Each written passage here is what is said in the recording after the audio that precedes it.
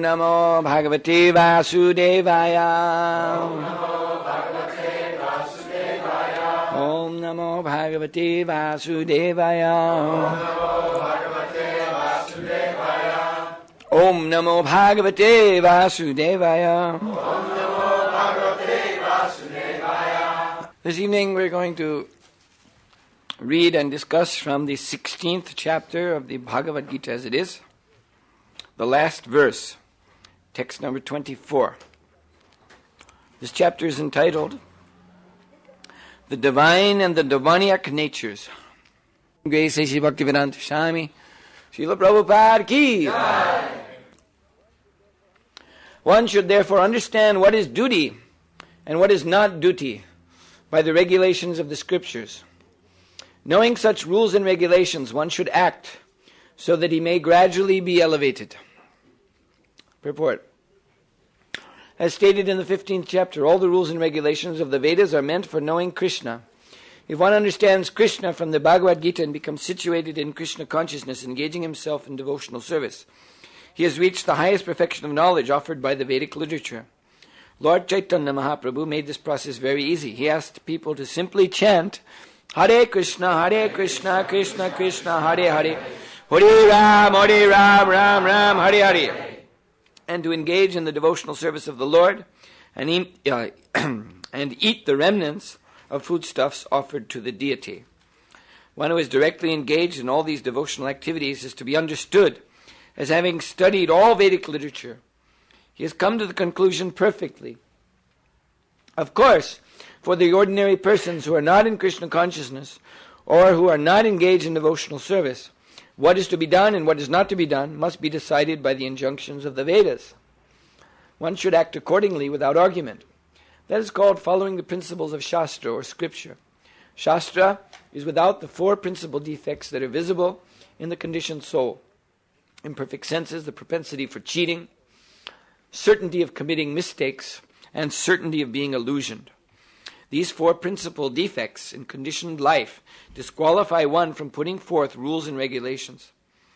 Therefore, the rules and regulations as described in the Shastra, being above these defects, are accepted without alteration by all the great saints, acharyas, and great souls. In India there are many parties of spiritual understanding, generally classified as two, the impersonalist and the personalist. Both of them, however, lead their lives according to the principles of the Vedas. Without following the principles of the scriptures, one cannot elevate himself to the perfectional stage. One who actually therefore understands the purport of the Shastras is considered fortunate. In human society, aversion to the principles of understanding the Supreme Personality of Godhead is the cause of all fall downs. That is the greatest offense of human life. Therefore, Maya, the material energy of the Supreme Personality of Godhead, is always giving us trouble in the shape of the threefold miseries. This material energy is constituted of the three modes of material nature. One has to raise himself at least to the mode of goodness before the path to understanding the Supreme Lord can be opened. Without raising oneself to the standard of the mode of goodness, one remains in ignorance and passion, which are the cause of demoniac life. Those in the modes of passion and ignorance deride the scriptures, deride the holy man, and deride the proper understanding of the Supreme Personality of Godhead. They disobey the injunctions of the spiritual master, and they do not care for the regulations of the scriptures. In spite of hearing the glories of devotional service, they are not attracted. Thus they manufacture their own way of elevation. These are some of the defects of human society which lead to the demoniac status of life. If, however, one is able to be guided by a proper and bona fide spiritual master who can lead one to the path of elevation to the higher stage, then one's life becomes successful. Thus end the Bhaktivedanta purports to the 16th chapter of the Srimad Bhagavad Gita in the matter of the divine and demoniac natures. Again, the verse reads, Tasmat Shastram Pramanam Te Karya Karya Vivashtita Gyatva Shastra Vidhanoktam Karma Kartumi Harhasi. One should therefore understand what is duty and what is not duty by the regulations of the scriptures. Knowing such rules and regulations, one should act so that he may be gradually elevated. Mukam kroti bachalam bangam langayate garim yat kripatanam mande Sri Gurundina Tardanam. So first of all, Tasmat Shastram Pramanam te. The word praman means evidence. The proper evidence by which we are to decide karya, akarya, vyavashtitao. Vyavashtitao means to determine. Karya means what is to be done. Akarya, what is not to be done. Actually, just from this you can understand what is the function of the living entity, the Jiva Atma. He is called Tatashta. Tatashta in Sanskrit means on the borderline. That borderline is between truth and illusion. Or Maya and Krishna, right and wrong. So, at every moment in this human form of life, we are faced with choice. At every moment, our senses, our minds are demanding, now what? Now what? Now what? And we have to choose. And this is actually the symptom, this is how you can know that you're alive. This is how you can know you're not dead. You're not dead matter, not just a mechanism. Because there are some who think that what is life? Life is just matter in motion. Just somehow or other by combination of different dead material elements, there is some entity, some biological structure. And it is moving. And that is life. Well, the thing is, clouds are also moving in the sky. But do clouds decide anything? They're moving. And you can see they go in this direction or that direction. But are they deciding anything? That is the real question. What does it mean for a cloud to move in the wrong direction? Does it have any meaning? Is there some traffic policeman up there who stops a cloud? You have gone the wrong way. Now you must pay a fine. No. Clouds are just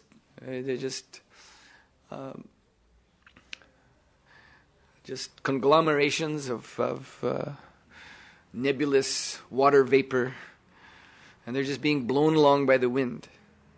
So there's no meaning for a cloud to be right and wrong. And then there are those who are, Prabhupada mentions, there are two classes of spiritualists, those who are personalist and those who are impersonalist. So the impersonalists, they believe in some kind of life energy. But that life energy is constitutionally neutral. Actually, in the Western philosophy, they have the same idea as the Mayavadis. The same philosophy, the same conception is there, but they give it a different name. The name is very interesting and very revealing. They call it neutral monism. So monism means that everything is one, and neutral means it has no distinct characteristics at all. And neutral means there's no question of any choice. Some neutral, constitutionally neutral thing. There's no right or wrong for that. No positive, negative, no yes or no. It's neutral. So also if we might admit that, all right, we're not matter. There is some spiritual existence, but it is neutral monistic principle. Then again, what does it mean to be right or wrong if you're just a neutral monistic entity? What does it mean to make a choice in life? It doesn't have any meaning at all. Actually, when you think about it, then your mind, you see, if you think about it in this way, your mind can't grasp it. Then you realize how absurd these philosophies are. Because what does it mean for a cloud to be right or wrong? Can't answer the question. What does it mean for a neutral monistic entity to be right or wrong? Can't figure that one out either. But what does it mean for a person to be right or wrong? Oh, that we know. That you know immediately. You don't have to speculate for 1 second. You know immediately what it means for a person to be right or wrong, to make a right or wrong choice. So this immediately distinguishes the philosophy of Bhagavad Gita, Vaishnava philosophy from all these other concoctions. All right, so it's established here. Tasmat shastram pramanam te karya kyarya vyavashtita. That if we want to know, because our minds and senses are always demanding at every moment, what to do next, make a choice.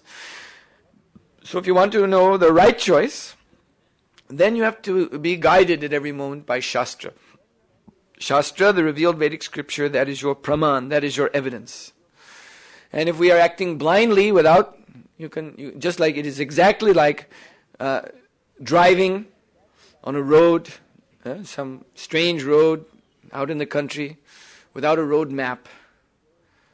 You see? So you just drive and speculate, well, maybe I'll go right here, maybe I'll go left here. Very quickly you're lost. So like that, if we conduct our affairs in this vast material world, this ocean of material energy, which is always overwhelming us, we're always bewildered, we're always confused. Everybody knows that, isn't it? Our minds, our senses are confusing us. Just our own mind and senses, what to speak of when we interact with others. Other people come in contact with us and blah, blah, blah, bewilder us. So that's our condition. We're always bewildered. And in that bewildered state, we have to make choices. And if you make the wrong choice, just like on the road, if you go the wrong way, just like you're not far from here, not far from this country, Belgium, just across the English Channel, there's England. So you may go there on a ferry, you're driving aimlessly, and then you come to a ferry. I guess I'll take the ferry to England, why not?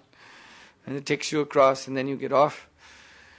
But you don't know anything about that country, so you're driving, and then suddenly, there's all kinds of cars zipping out of your way, and people are shaking their fists at you, and you drive, what's wrong with these people? What a strange country.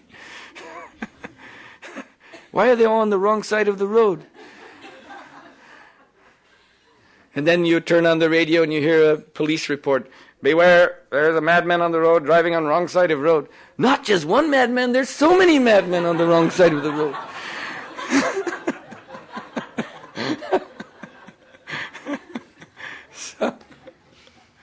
So why? Because you don't know. You don't know the law of that place. So therefore what happens? You're stopped by the police and you're in a lot of trouble. And if you say, well, I didn't know, there's no excuse. No excuse. Just like, yes, in our own experience in the material nature, choosing between right and wrong. Even a little child, if a little child chooses wrongly, it's not that material nature says, oh, just a little child. You see? Just like the stove, here's the kitchen. So the stove is cooking away, and a little child doesn't know any better, so little, comes and sees the bright flame, ha ha ha, looks like fun, puts the fingers in the flame.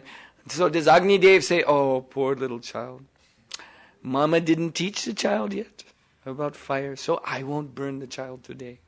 I'll wait till the child learns what is fire, and then I'll burn. No. The child's fingers are burnt anyway. He cannot plead, I didn't know. So, this is how severe this law of karma is. Whether you know or not know, if you make a wrong choice, you're subject to punishment. So then, based on Shastra, we must make proper choices. But, there's something deeper than this. The key word of this verse is gyatva. Gyatva means knowing. You see, in knowledge, there's different modes of knowledge. So there are persons who want to know, they want to answer the question, what? There's other persons who want to answer the question, how many? But actually to know, gyatva, to have real knowledge, we must know why. And there's a whole Upanishad dedicated to that, Kena Upanishad. The why Upanishad. Kena means why in Sanskrit. So Srila Prabhupada, he said, this is the actual question that one must answer in the human form of life. Why? If there are rules and regulations that we must follow in making choices in our life, it's not, yes, alright, it is good to know, we should know the what and the how many, but until we know why, we're actually not gyatva, we're actually not in knowledge. We're actually not in knowledge of the purpose of these rules and regulations. Just like you find in Bhagavad Gita, where it is stated, the qualifications of a of a Brahmin. Now, Brahmin is one who is supposed to be perfect in following the rules and regulations. And the first quality in the list, several verses in Gita give a list of Brahminical qualities. So the first one is always Satyam, means truthful. So Brahmana should be truthful. Always tell the truth. So this sounds very nice moral principle. But there's a story from Vedic literature about a truthful sage. That was his principle. Always tell the truth. But he went to hell for telling the truth. How is that possible? So just listen. He was sitting in his kutir, his hut, and he was doing all his Brahminical activities, meditation and so on, chanting mantras. And then a very desperate gentleman came rushing up. There was a roadside nearby, so he came running off the road through the bushes and came to his hut and begged the sage, please sir. And the sage said, what is wrong? I'm being pursued by dacoits. Dacoits means armed robbers. They're after me. They want my money. They will kill me if they find me. Please give me a place to hide. As you go back behind my kutir, you'll see there's some thick bushes. You can hide in there. They won't see you. Oh, thank you, sir, thank you. So the sage went on, chanting his mantras, doing his mudras and everything. And then coming off the roadside was 5 bandits with their knives and swords. And they burst in on the sage. So, holy man, where is this person we're seeking? Do you know where he is? We're pursuing one man to rob him. You know where he is? So his principle is to tell the truth. Yes, I know where he is. So where is he? He's in the bushes in the back. So they went around back, they found him and they killed him and they robbed him. So this sage he was so dedicated to the truth, but actually he did not know why one should be truthful. And because of not knowing why, then the truth, the vow of truth he was following, was like, a computer's truth. A computer also always tells the truth. Whatever you put in there to be computated, it computes and spits out the right answer. But this is all mechanistic truth. Actually, it is just superficial. It again is what. It answers the questions of what and how many. But a computer can never answer the question why. Huh? Why? Why should we tell the truth? What is the truth? Huh? Why is there this principle? What is behind this rule and regulation? So in material consciousness, most people, they follow a type of truth which is called correspondence in philosophy. Also there's a Sanskrit term, artivishesha. It means you just say what corresponds to what your senses perceive. And that's the truth. So, your senses have told you one man is in the bushes. Someone asks you, is he there? You tell. That's the truth. Well, that's what they think. So, but this is very misleading because our senses do not inform us properly of what is actually going on in this world. And just like there's humorous stories from India of one Guru Paramartika, Guru Paramarta, and his 5 idiot disciples. So Guru Paramarta, he was also teaching a truth which was based on sense perception, what you see. So he was walking with his disciples in the forest, and he was teaching them about life. What is life? And like I said in the beginning of the lecture, this idea that matter moves. When matter moves, that's life. So he was adhering to it, because that's what the senses tell us. So he was saying, can you see, my dear students, the trees are alive? And they were looking, oh, Guruji, how can you tell the trees are alive? Very simple. You must learn this lesson. You see, the trees are moving The branches are moving like this. The leaves are moving. You see? Yes, Guruji, they're moving. That's how you know something is alive. When it moves. Oh, very good. So now we know that trees are alive because they move. Yes. So they were very happy.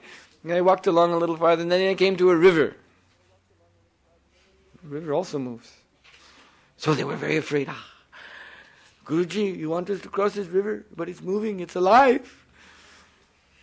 Yes, you're right. It is moving, it is alive. But, living entities, although they move, they also sleep. So it is safe to cross the river when the river is sleeping. Oh, so how can we test the river is sleeping? One disciple, he had a great idea. I think I know. So he got a piece of wood and he lit the end of it on fire. And then he crept up to the river with his burning stick of wood. And then he put it in the water. And of course, because it was burning, then it made a big hissing sound. And steam came up and they all, felt, the river is awake. It's very angry. You saw it hissed at us like that. So we dare not cross now. So then later on, they were waiting, and then they saw a man on horse come. He was from the other side, and he just came across on the horse, and there was no problem. So then Guruji said, now the river must be asleep. So let us cross. So they very carefully crossed, and they got to the other side. And Guruji was worried. These big living entities like river, they're very tricky. They're very voracious. You can never trust them. So we must know if we're all here. And one disciple said, yes, I know this river is very tricky because when I was a little boy, my grandfather, he crossed this river also with his donkey. And on the donkey there was loaded 4 bags of salt in cloth bags, And when he crossed that river, then when he came out the other side, the bags of salt were empty. The river stole the salt. So he might have stolen one of us too. Yes, so we must verify. So how many were there in our party? There were 6, I think. 5 disciples and 1 guru. That makes 6, yes. So then Guru Paramati said, all right, then I'll count. 1, 2, 3, 4, 5. 1, 2, 3, 4, 5. Someone's missing. And one disciple said, I'll count. 1, 2, 3, 4, 5. Oh no. They were all counting. Someone in the river took one of us, and then they began to cry. One of our party is gone. Who was it? I don't know, but one of them is gone. There's only 5. We counted. So there was one pilgrim who was coming by. He was intelligent. And he observed all this. And he was a little low on money, so he thought, now I'll make some money today. So he said, wait a minute, Guruji, disciples, just a moment. I am an exorcist. I know how to force this river to return the one who's lost. But for this I want 45 gold coins. Oh, all right, then they counted up. So we'll give you 45 gold coins if you can bring back our number 6 man. Yes. So he had them all. He said, now you must meditate. You must meditate. And there's a special asana I want to teach you. You have to bend over and hold your knees like that. And close your eyes. Stand with your hands on your knees, close your eyes, bend over. All right. And all stand in a line. So they did that. Then he went behind them. And each one, then he said, so when you feel something, I'm going to do my mystic power. When you feel something, you shout a number. Beginning with 1. Then 2, 3. All right? Yes. So then he gave each one a big kick in the backside. Boom! And the first one went 1, and then 2, 3, up to 6. Oh, give him the money. You're wonderful. Now there's 6 of us again. How nice. So what was the problem? The problem was that they were only counting what they could see. They could not see themselves when they were counting. Everyone was counting, but only the 5 that he could see, not considering himself. So this, of course, these stories are simple stories which are taught children in Gurukul, just to teach them the rudiments of philosophy. There's 6 systems of philosophy. So these stories point out the faults. So this is the fault of Sankhya philosophy. Everything, because Sankhya means to count. So they think that they can count up everything in creation. But they miss something, and that is the self, the soul. You cannot see the soul. So this is a simple lesson. They were counting, but they were always missing one. So similarly, the scientists, the modern day Sankhya philosophers, they always miss the soul. So that's the correspondence idea, correspondence theory of truth. And then there's another theory, for those who are more speculative, called the coherence theory, where they try to bring the whole world under their logic, you see, their logical speculation. Everything they see, rather than accept it as it is, they try to bring it under some theory that they've concocted in their own mind. So there was one logician who was going to visit a miller who was grinding wheat to make flour. And so he went to this miller, and he saw the miller's arrangement. The miller had the millstone, a big millstone, and there was a bull that was walking in a circle.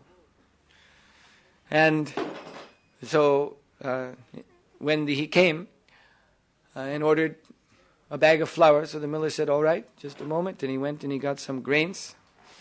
And then he went to the millstone and placed them between the stones. And then he gave the bull a whack on the backside with a bamboo stick. And the bull began to walk along. And as the bull was walking, he had a very big bell on his neck. So he's walking, dong, dong, dong. The bell was ringing. Meanwhile, the miller went off. He was doing some other business elsewhere. And so the logician was watching all this. Very interesting. The bull was walking, dong, dong, dong, dong, dong. And after a few minutes, the miller came back and he stopped the bull. And he scraped the flour off the stone and placed it in a bag. And here's your bag, sir. And the logician, he said, "I have a question for you." And the miller said, "Oh, you have a question for me? I'm just a very simple man. You're a big logician. What could I answer? You're so intelligent." No, this is a question about your own business." "Oh, all right. So I just want to know why you keep this bell on this bull's neck." And the man answered, "Oh, very simple, yes, because I have the bull grind the flour. I give him a knock on the backside, and I can go elsewhere, and as long as I hear the bell going dong, dong, dong, I know he's walking in a circle. So then I can work. If I ever hear it stop, then I will come and give him another tap on the backside, get him going again. So that is why I have the bell, so that I can do other things. I know he's working." And the logician said, "But what if this bull, when you went away, what if he were to stop and just shake his neck like this? Dong, dong, dong." And the farmer smiled and said, "He would never do that, because he's not a logician like you. He's just a bull." So, the theoreticians, the logicians, they look at everything in the world and they try to fit them in some kind of theory, but, things exist in their own right, not according to our idea. So he was considering, because he is a logician, that the bull will think also like a logician, but a bull is just a bull. So this is Atmavan Manyate Jagat, this principle Prabhupada said, that the speculators, their tendency is to see the whole universe, the Jagat, Atmavan, in the way that Atmavan means their own, according to their own idea, own value, Manyate, their own conception. So both of these conceptions of truth are not true. Because the truth is transcendental. The truth is absolute. If something is true, then it must be absolutely true. Absolute means at all times, all places, all circumstances. Absolute means in every case. Just like is mentioned, the modes of material nature. So, what is the truth in the mode of goodness is not the same as the truth so-called in the mode of passion or the mode of ignorance. A person in the mode of ignorance, you ask him, what is the right way of life? What is the right thing for the human being to do? And he'll give a very different answer than a person in the mode of goodness. You can go down to the train station here in Antwerp and find one of these characters. Scruffy looking characters. And you ask him, "Dear sir, what is the right thing for a person to do?" And he will say, "Well, the right thing is to wait here in the train station for travelers coming by who are not very attentive, and then you steal their luggage as quickly as you can and run off." Or another one might say, you wait for people who look like they have money, and then you offer them these drugs I have in my pocket. Or someone else will say, the right thing to do is to look for a drug dealer and buy drugs for him. This is the best thing in life. So they'll give answers like that, which are radically different from the answers someone in the mode of goodness would give. So these are relativities. But what is the absolute truth? What is the truth which is always true in all times, places, and circumstances? And that truth is Krishna. That is the why behind everything. Gyatva shastra vidhanoktam karma kartumi harasi. So gyatva, this knowing such rules and regulations, one should act so that he may gradually be elevated. Yes. Why follow the rules and regulations? You'll be elevated, but elevated to what? That you must know. We must know Krishna. Smartavya satatam vishnur vismartuna jattachit sarva vidi nishedishur ityureva kinkara. All the rules and regulations in the Shastras, when they are gathered together authoritatively by those who actually know the real purpose of the Shastras, like the Srila Rupa Goswami, for instance, then he has said, what is all of these rules and regulations? They come together to form just two. There's just two. Always remember Krishna, never forget Him. That's all. And if one does this, if one always remembers Krishna, then one fulfills all rules and regulations, even if one is very sinful and fallen. By always remembering Krishna, by following that rule and regulation, then one will actually become perfect in all the rules and regulations. And for that, to illustrate this, Srila Prabhupada told about one thief, a professional thief, who happened to hear a person reciting the Srimad Bhagavatam. And this Bhagavatam reciter was speaking about a small blue boy who lives in a place called Vrindavan. And he was describing from the Bhagavatam the glories of this blue boy, how beautiful he is, and also that he's decorated with jeweled and golden ornaments all over. His mother, Yashoda Devi, she's every day decorating him with thousands and thousands and thousands of dollars worth of jewels and gold.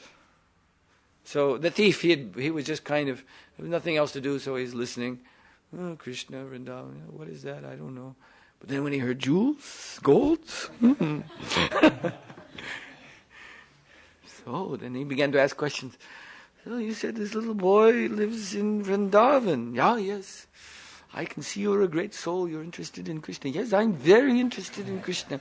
Where is this Vrindavan? So then he described, yes, Vrindavan is a place here in India. You can find it. He gave directions. But to actually enter the real Vrindavan, one must always be thinking of Krishna, constantly. Yes, I am always thinking of Krishna. After hearing about what you've said, he's got on his body. He didn't say that so loud, under his breath. I'm always thinking of that Krishna, because I want to get those jewels. And you say he's the son of Mother Yashoda and Nanda Maharaj. Yes. So then he went a long journey, but he finally reached Vrindavan. And there he was looking, and he was inquiring from everyone, where is Krishna? Do you know the house of Nanda Maharaj? Do you know where Mother Yashoda is? And they were thinking, everyone was thinking, oh, such a great devotee. He's so eager. We've not seen anyone has come so eager to find, where's Krishna? Do you know? The little blue boy with all the ornaments. Yes, we know Krishna. You want to see him? Yes, I want to see him. Oh, Sadhuji, you are so... And he was wondering, why? I want to find out this boy's address, and they're always going like this to me. What kind of people live here in this town? So his meditation this way increased more and more, because the people, they were confirming that Krishna lives there, but they were not telling him where. As soon as he would ask, but tell me where I can see him, they would go, oh, you're a great soul. You have such laulyam, eagerness to see Krishna. Yes, I'm eager to see Krishna. Tell me where he is. Oh, Sadhuji. So in this way he was wandering through Vrindavan. Where's Krishna? Where's Krishna? Where's Krishna? And then finally, because his eagerness became so intense, it reached a level which is called anusmriti, which is intensified remembrance of the Lord. And at this anusmriti stage of meditation, this is the beginning of bhava. So just now, he was a thief. He's a thief. He had no guru. He was not following any regulative principles. But because of this lusty desire to steal, but it was associated with Krishna, his meditation on Krishna, his remembrance of Krishna became so intense, so concentrated, that it brought him up to the bhava platform. Now, at bhava platform, that's when one's spiritual senses become awakened. And then one actually can see Krishna. Krishna is always there in Vrindavan, but one must be on the bhava platform to see him. So he came to this bhava platform. And then all at once, he was looking, and there he saw Krishna. Krishna was playing in the dust and smiling, little boy. And he saw on Krishna's body all those gold ornaments and jewels. And then he was so happy to see Krishna. Krishna, finally! I see you now. Then he came to Krishna. Now, Krishna, you have so many nice bangles and ornaments on your body. Can you not just give me a few? I've come a long way just for these. And Krishna said, no. Why not, Krishna? You have so many. No, my mother puts them on me. She will be mad if I come back and they're missing. Oh, Krishna, come on. Your mother and father, I've heard, they have so much opulence. They'll not miss a few gold ornaments, a few jewels. No. So then he was reaching out to grab Krishna, and Krishna was laughing and running away, and then he was running after Krishna. Running, and Krishna was leading him through the forest of Vrindavan. And he was becoming mad and madder to see Krishna, and then his ecstasy increased even to the prema platform. And at that point he forgot all about the jewels. And then Krishna smiled at him and disappeared. And then he was left with a broken heart. Where is Krishna? Now I have understood. I've actually understood what is the point of my journey to Vrindavan, the real point of my seeking of Krishna. And I was so fortunate, Krishna was so kind to me that he revealed himself. But I was so blinded by my lusty desire, I did not realize my fortune until now he's disappeared. And so he entered into this devastated mood of vipralamba. But at this point he was pure devotee. So you see, this story was told by Prabhupada. So this illustrates how smartavya. If we always remember this anusmriti, the same smarta means to remember, smriti, anusmriti, concentrated memory. So if one simply always remembers Krishna and never forgets him, then one immediately comes to the pure platform. Despite of all of one's past sins and disqualifications and bad habits, whatever. So this all sounds very nice, and now we all think, yes, okay, now we know what to do. We just always must remember Krishna. But that's not so easy. That's not so easy. Because the mind, as we hear from Bhagavad Gita, is very restless and uncontrollable, just like the wind. So therefore, there is necessity of following rules and regulations. The Vedic rules and regulations, of course, they can be followed for different purposes. I was mentioning there's different philosophers, like the Sankhyaites and the Nyayis, the logicians, and the Karma Mimamsakas, and so on and so forth. The different classes of philosophers in Vedic culture. So their understanding of the truth is not Krishna. Still they follow the rules and regulations, but they do not know why. That's the point. Because they're averse to Krishna consciousness. So they follow for other purposes, and some of them attain the heavenly planets as a result of their following. Some of them attain merging into impersonal Brahman because they followed. But because they actually do not know the reason why one should follow, they never attain Krishna. So this is where a devotee starts. A devotee starts with knowing why. We are, as Krishna explains, we are all His eternal parts and parcels, His eternal servants. We are meant for going back home, back to Godhead. We're meant for serving Him in the spiritual world in loving ecstasy.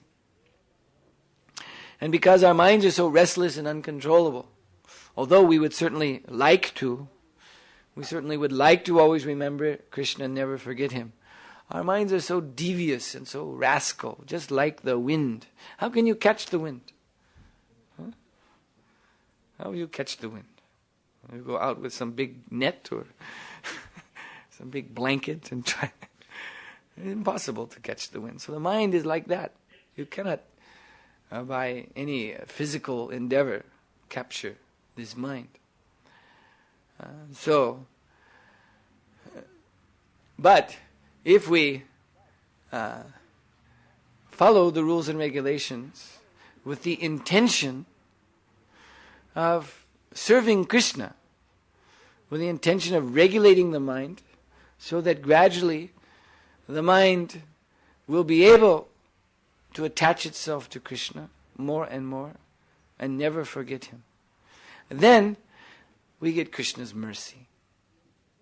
It is stated, Atakshi Krishna namani na bhavyat grayam indri. Actually, Krishna is always out of the reach of our senses and mind.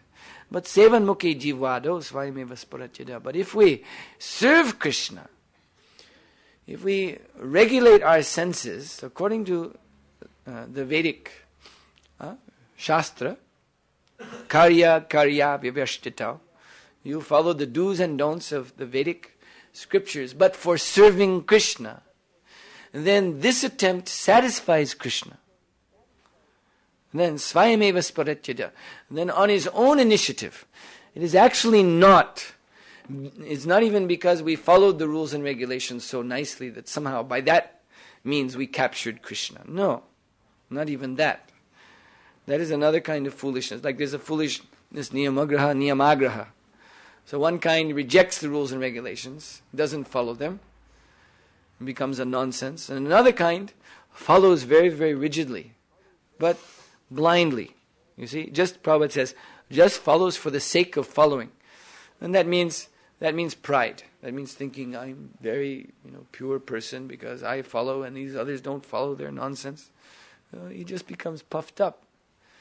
So it's not simply by following that Krishna becomes captivated by our minds. It's not like that.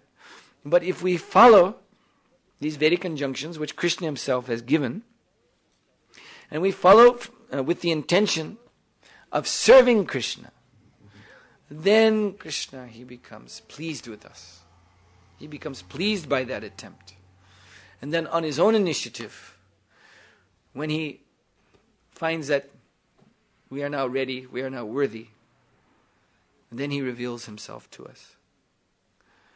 As Srila Prabhupada said, first you must deserve.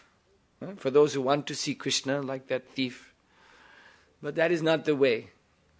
The thief was a very special personality. There are sometimes mentioned in the Shastra such persons, but the thief is not our acharya. He's not. We can simply offer our respects that this thief was so fortunate. But just like sometimes people without any previous educational qualification, they were high school dropouts, they were very simple people. But due to some extraordinary event in their life, just like he's just some simple guy selling newspapers on the street. But there's a horrible accident in the street. A bus and a taxi cab smashed together and burst into flames, and people are trapped inside the bus. And the simple newspaper seller, he runs up and rips open the door and pulls all the people out, risking his own life. And he becomes a hero. He was a newspaper seller. He can hardly write his own name. But now he's a hero. He saved 28 people on the bus. And so the King of Belgium comes and puts a big medal around his neck. And then the University of Brussels, they invite him and they give him a doctor's diploma. He's just a simple guy. And now he's got a doctor's diploma. So, but we cannot make a plan. We cannot say, oh yeah, he's a good example for me. So I'll just stand on the street in downtown Antwerp and wait also to see a bus collide with a taxi, and then I'll also become PhD. No. That's not a good plan to become educated. Sometimes it happens and you deserve Krishna's mercy. And then Prabhupada said, then you can desire. Then you can desire to see Krishna once you're in the position of deserving his mercy. But before you deserve, until we have situated ourselves in bhakti, according to the sadhana vidhi, the rules and regulations of scriptures, the following of the regulative principles, the chanting of the prescribed number of rounds, the performance of seva, Krishna seva, until we've established ourselves in that, then if we try to desire to see Krishna in some bush, then Maya will provide that Krishna, so-called. Maya will trick us. Because Prabhupada said Maya's business is to test. There's so many people who've heard something about Krishna, they want to see Krishna, they want to know Krishna, they want to go back to Godhead by some easy way called sahajya. So, but Prabhupada said Maya, her duty is to see that no rascal bothers Krishna. Because Krishna in the spiritual world is just for his enjoyment. So that is the qualification. That is the qualification. Prabhupada said, when you become qualified, you get a certificate. And he actually said like this, I'm just repeating. You get a certificate, like a stamped ticket, that you can enter the spiritual world. And that ticket is testifying that here is a living entity whose only interest is to satisfy Krishna, has no other interest. For that you get this ticket. And then you can go. But as long as we're interested in ourselves, we want to, yes, we're interested in Krishna consciousness, but it is a self-centered interest. And then that bothers Krishna.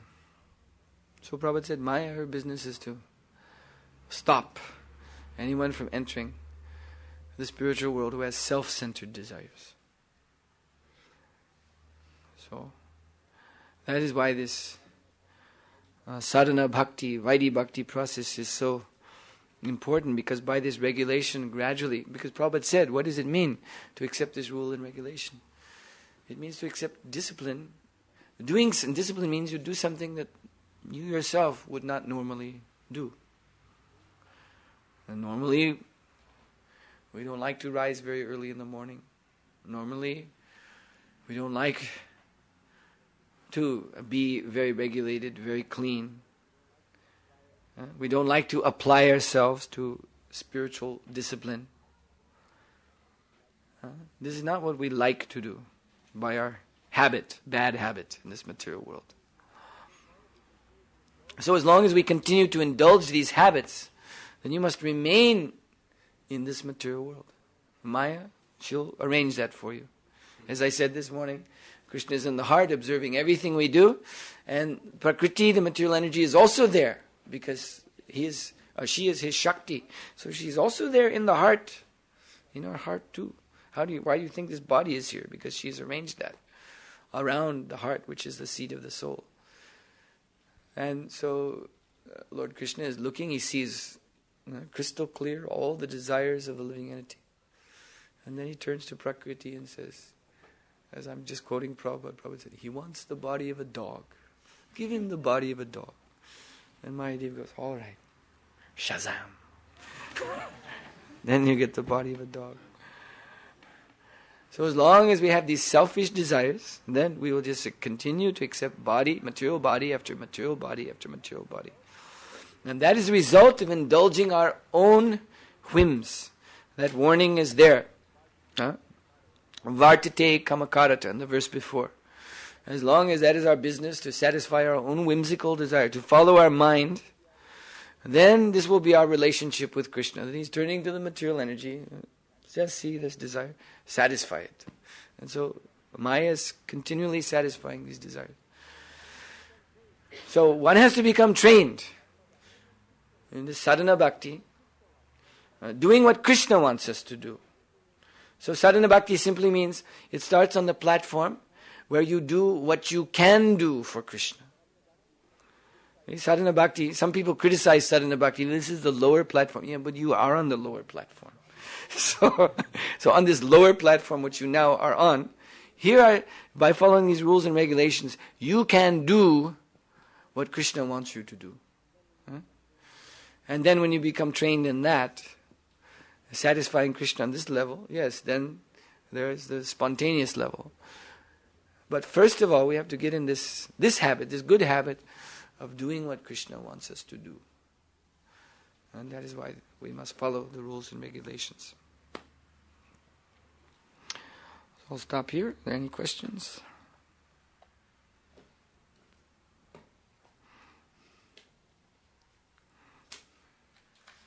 Yes? How do we know that we're following Vaidhi Bhakti for some time, and then gradually after a few years you think, I did this very strictly for 3-4 years Vaidhi Bhakti, so now I feel I should come to the spontaneous platform. Mm-hmm. So, yes, you should. So how do we know that we can make a step? It's all very nicely presented to us. You see, the one thing we must understand is that Krishna consciousness is coming by avaroha panta. That means descending. It's descending. It's not something that we reach up for, like the fox jumping for the grapes and never getting them and then becoming frustrated. It doesn't work anyway. It is coming down by mercy. So the spontaneity is being delivered to us by Sri Chaitanya Mahaprabhu, the Panchatattva. So Sri Krishna Chaitanya, Radha Krishna Nahyanya, Lord Chaitanya Mahaprabhu is none other than Radha and Krishna.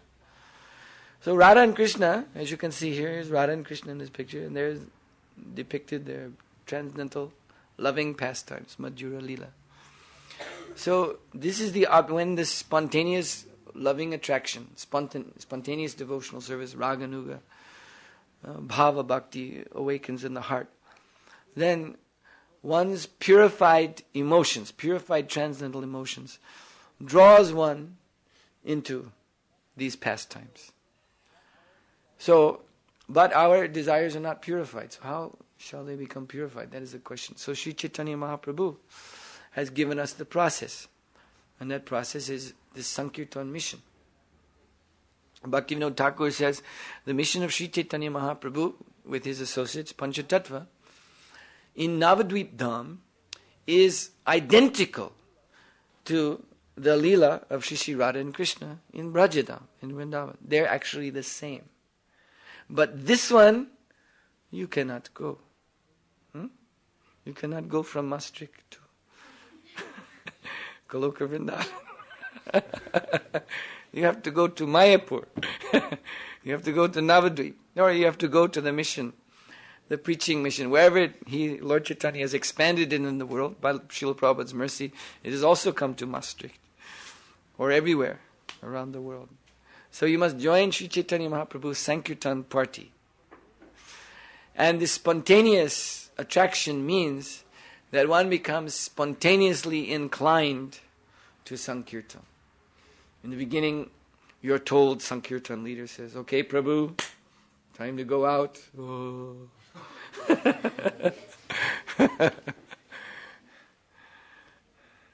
And especially weather like this. Ooh. Even to make Harinam. So we're not so inclined. So that then from that you know you're a neophyte platform. Because this is the Leela. You are invited. Lord Chaitanya, and this is Leela is called Audarya Leela. It is munificent. Everyone is welcome. This is exclusive Leela. Huh?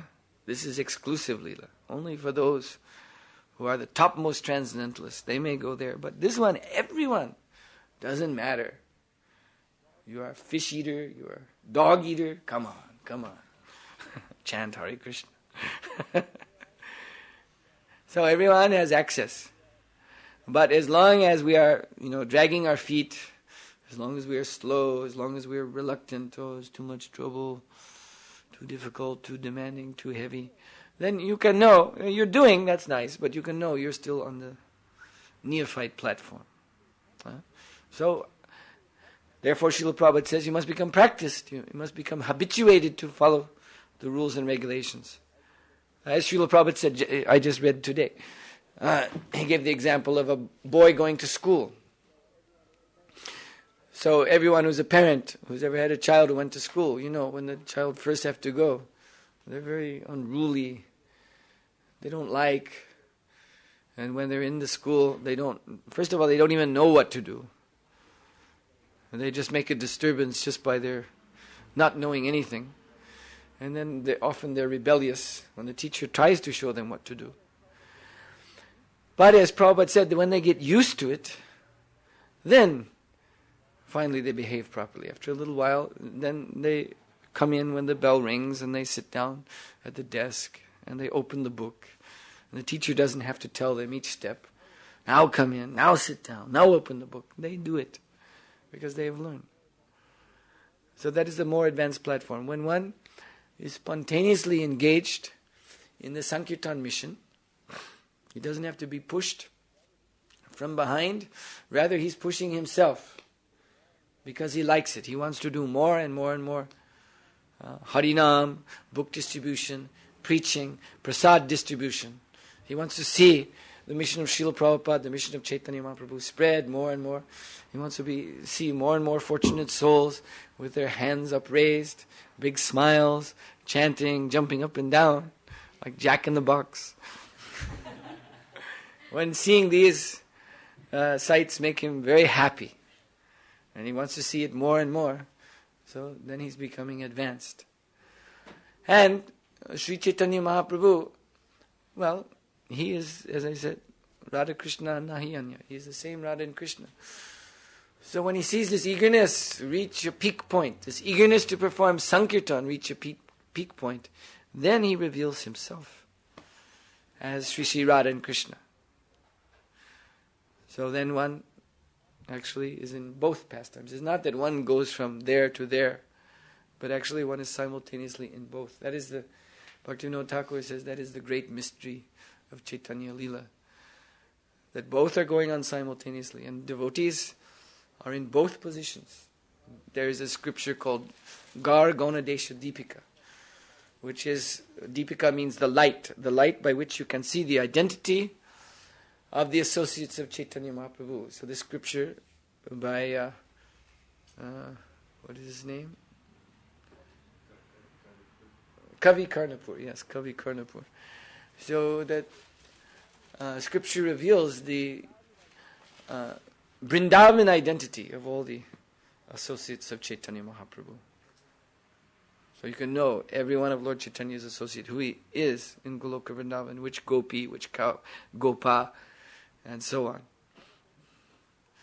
So simultaneously they're in both realms of devotional service. Okay. So it is now 9 o'clock, since we have to follow the rules and regulations. We shall not go on later, because prasad is next, yes. So you need time to take the prasad. Hare Krishna. Srila Prabhupada ki jai.